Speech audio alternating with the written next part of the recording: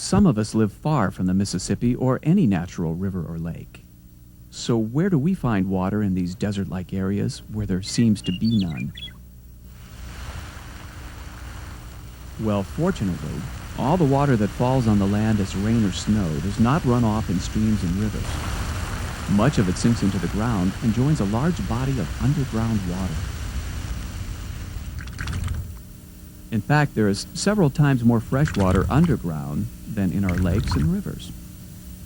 So let's look underground to see what's happening. Some of the water that sinks into the soil will be taken up by plant roots and returned to the atmosphere through the leaves of the plant. But much of it will continue to sink down, maybe a few feet, or perhaps hundreds of feet, until it joins an underground area of soil, sand, or rock already saturated with water. The water cannot sink farther because it rests on a layer of solid rock with no cracks or crevices to get through. This underground water supply may be called an aquifer. The top of the aquifer is called the water table. To take another look at an aquifer, we can pour water into this dish filled with sand.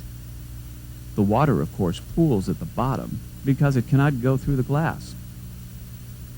Now, if we dig down into the sand, we find the water. This is how we create a well. We dig or drill a hole to the aquifer. Usually a well has a pump to lift the water to the surface. Once, windmills powered the pump, but now a big electric pump in town is probably used. The water below may be still like it were in a lake, or flowing as if in a stream. The water may be coming from dozens or even hundreds of miles away.